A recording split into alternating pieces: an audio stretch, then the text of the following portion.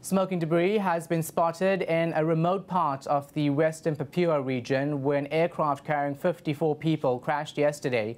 Bad weather and rough terrain are slowing down rescue teams, but local residents say they saw a low-flying plane crash into a mountain.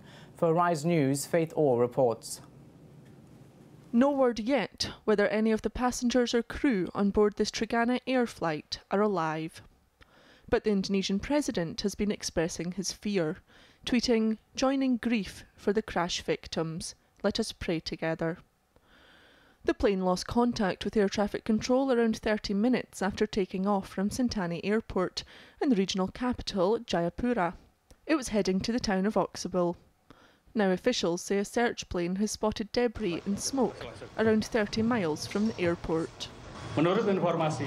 The last information we've received was that the plane which lost contact has been found at Camp 3, Atok Bapi district, on the mountain.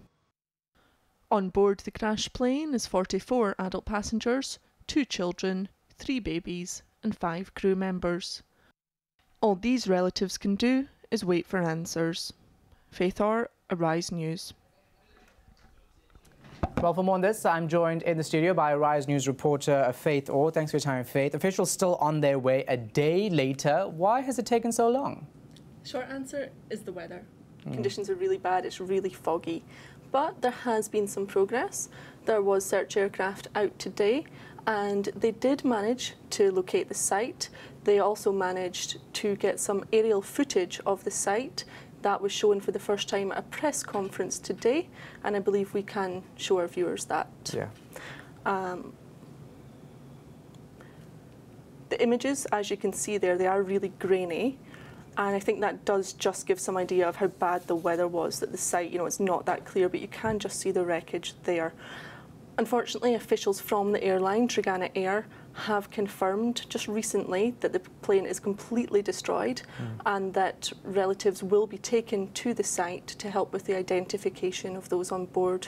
So no survivors are expected, and that is an update there. That would take a long time for them to get all of those relatives there as well, surely, given they've had this trouble reaching the aircraft in the first place.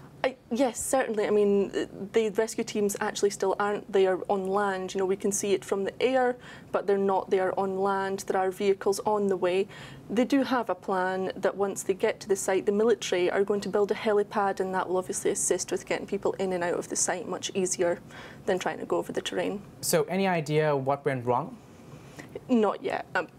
There's suggestions that it's bad weather. Obviously, we won't know about that until they get to the site, we get the investigation completed. It wouldn't be fair on us to guess about that, but there is a suggestion that it's bad weather, and certainly the bad weather has hampered the search operations, so we do know that. So the one thing everyone will do now is actually look into the safety record of this airline. What can you tell us? It's not good. Trigana Air started in 1991. Since then, it's had 14 major incidents. It's lost 10 aircraft. So it's not a great record, no. It's banned from the European Union. It's not allowed to fly in the EU airspace. It's not alone in that. Indonesia has about 54 airlines. Only 4 of those are allowed into the EU. There was a complete ban. That was only partially lifted at the end of June to allow the 4 of the airlines in. One of the airlines allowed in is the flag carrier, Garuda Indonesia. So there has been a bit of progress there, but it's not great. Yeah. Now, this is a rather old aircraft, yet it still met regulations set by the government.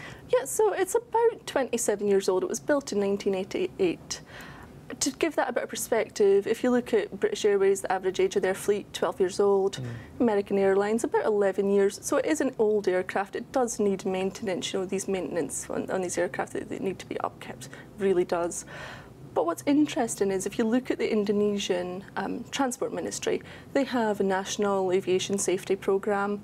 But it's really unusual because within that safety programme, they go for what they call acceptable levels of safety, and they actually say that absolute safety is unachievable and very expensive. What? Yeah, so they're putting a price on safety, which is, it's unheard of. Yeah. Who does that? Yeah. That is absurd. And now, there was also a very interesting thing that came out of this. It was $400,000 on board. Why? So there was 4 officials from the post office carrying $486,000 split up into 4 bags. And it's part of an assistance programme. It gets taken to villagers, handed out among poorer regions in the country. It has to be flown because, as we've discussed already, these flights are absolutely necessary. The terrain's really rough, it can't be driven. So yeah, 486,000 on board to hand out as part of a local assistance programme. All right, thanks very much, our reporter Faith Orr.